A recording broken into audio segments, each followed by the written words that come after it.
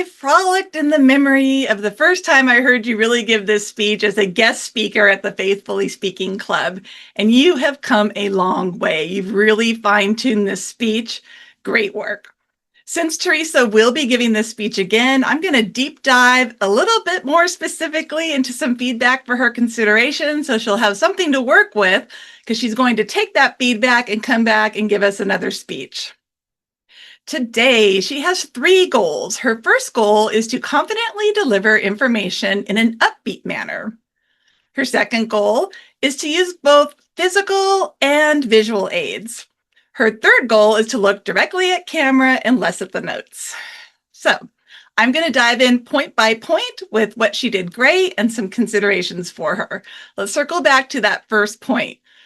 To deliver confidently and upbeat. You definitely were more confident. I love that you're standing up, you own the stage, you had lovely hand gestures, and your pace was really good. You gave us a lot of information and facts at a pretty quick pace, but you weren't rushing. For your consideration on this point, you might want to watch your headroom. Warren talks about the space above us on our frame. And because you had physical prop and you had visuals, you also had quite a bit of headspace. So you could have tilted your camera down a little bit and then all of your hand gestures would have come into frame. Even though most of them were, you could have got a little bit lower there and had less head frame. So we're really focused on your face and the visuals that you're showing behind you.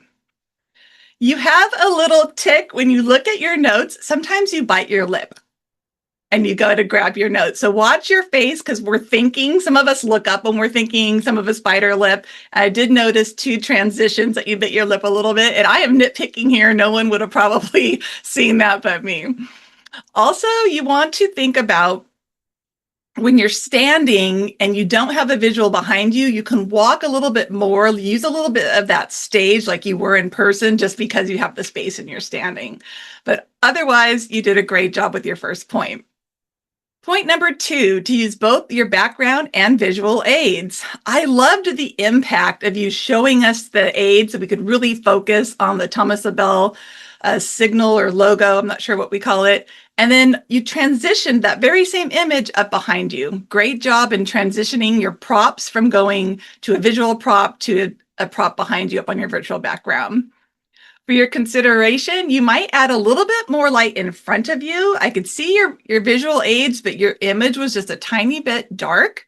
And you could have showed that picture of you traveling in London. I saw that in one of your other speeches, and it would have been so impactful to actually see you in that tower, especially because you're related to Thomas Bell. So consider putting that in there.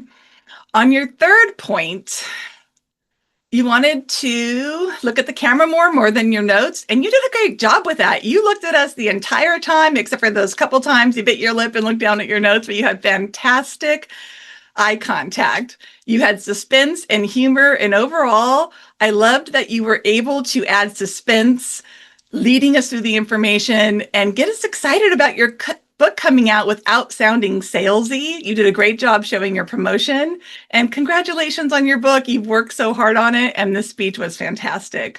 Thank you, Madam Toastmaster.